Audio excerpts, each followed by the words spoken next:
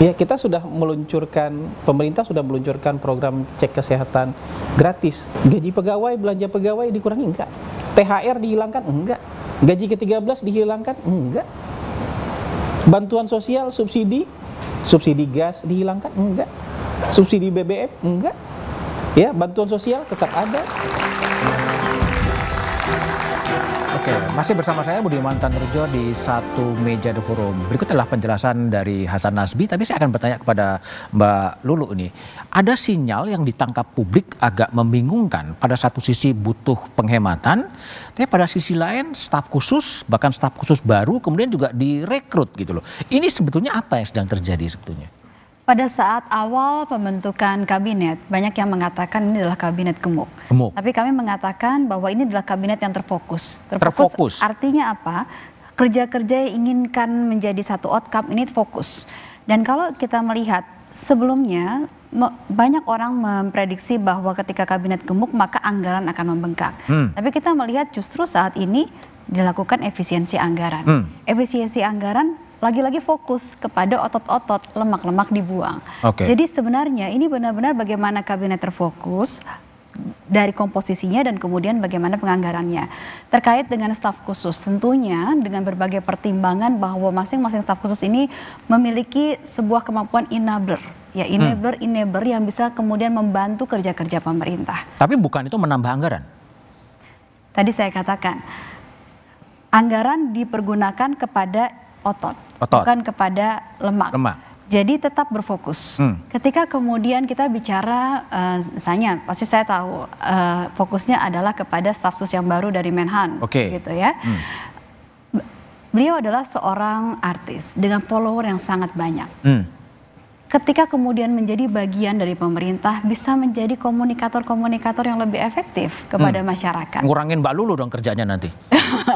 Kita kerja sama, Mas. Jadi ini kan adalah sebenarnya tadi saya katakan enabler dari kerja-kerja pemerintah. Kalau fokus kenapa nggak katakanlah niru Vietnam yang justru kementeriannya dikurangin? Setiap negara punya strategi yang berbeda, Mas. Vietnam dengan jumlah warga negaranya, kita dengan jumlah warga negara yang begitu banyak, ada yang ingin dikejar menjadi Indonesia maju 2045, banyak hal yang harus terfokus dilakukan. Fokus dengan satu kementerian dengan 3 wakil menteri gitu. Agar lebih terfokus. Agar lebih fokus. Mengawal program-program di dalamnya, Mas. Karena tentu di dalam satu kementerian pembagiannya sudah jelas, Mas. Masing-masing kementerian punya fokusnya masing-masing dan juga saling bekerja sama. Baik. Mas Umam, ini Anda gimana menangkapnya? Pada satu sisi efisiensi, tapi gemuk, tapi fokus gitu.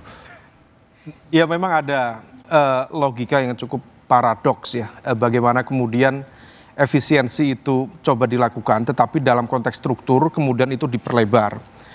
Memang secara argumen bisa dijustifikasi. Tetapi kalau misal kita runut dalam konteks penjelasan tadi secara lebih komprehensif, saya kira judul kita malam ini cukup justified. Ini bukan efisiensi, tetapi realokasi yang kemudian digeser salah satunya dalam konteks makan siang gratis.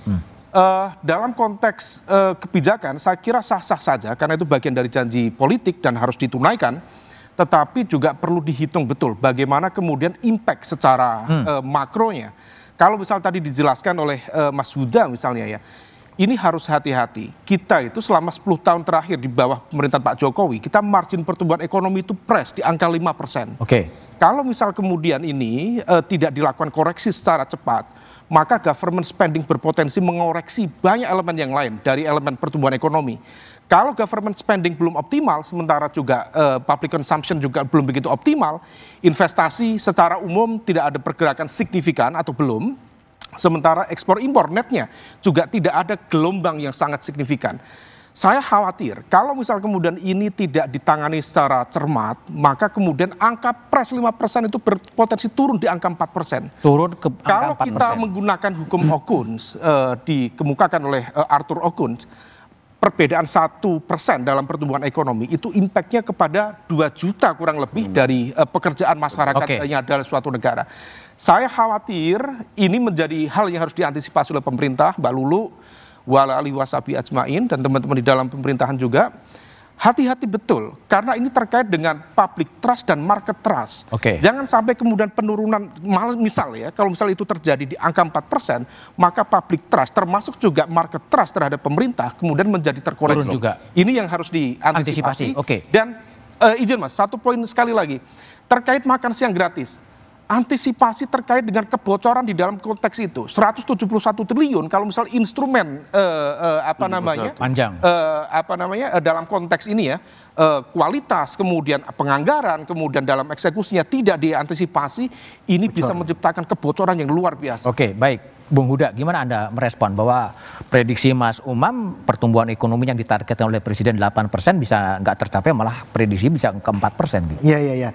8% itu kan satu janji politik belaka ya Pak Budiman ya. Itu saya selalu kalau komentar 8% saya pasti nggak percaya gitu. Nggak percaya? Ya, tapi kita pakai target pertumbuhan ekonomi APBN 2025 5,2%. Kalau kita lihat untuk government spending itu berkisar antara ke pertumbuhan ekonomi, dampaknya itu 0,3 sampai 0,5%. Artinya kalau ini berkurang dan secara signifikan ya, ini bisa mengurangi sekitar 0,1 sampai 0,2% dari pertumbuhan ekonomi. Pertumbuhan ekonomi kita tahun kemarin 5,03%. Artinya ini bisa bergerak di angka 4,8 sampai 4,9% saja di tahun 2025 ketika ada pemangkasan. Nah, tadi saya sampaikan di awal bahwa ini adalah efek langsungnya. Nah, efek tidak langsungnya itu yang berbahaya. Karena apa? Karena kalau kita lihat multiplier efek ini yang saya rasa tidak diperhitungkan dalam mengoreksi ataupun merealokasi anggaran.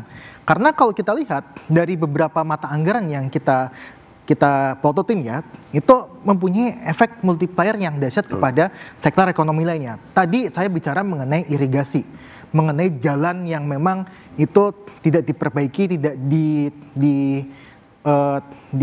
istilahnya dijaga dan sebagainya, dipelihara dan sebagainya, ini akan menimbulkan efek kepada pertanian. Pertanian, dia ketika dia irigasinya tidak ada dan sebagainya, yang terjadi adalah petani kita mau berproduksi lewat apa? Irigasi nggak ada, air juga susah dan sebagainya.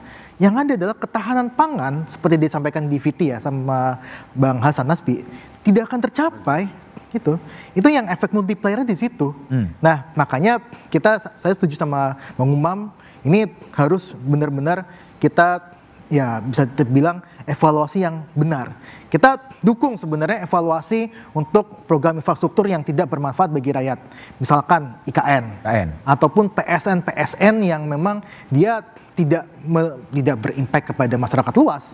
Dan ini cenderung merugikan lingkungan dan sebagainya. Itu yang harus dikoreksi sebenarnya. Baik. Selain ada juga staf khusus, ada juga rencana untuk melakukan retret. Apa yang akan terjadi? Jawabannya setelah jeda berikut ini.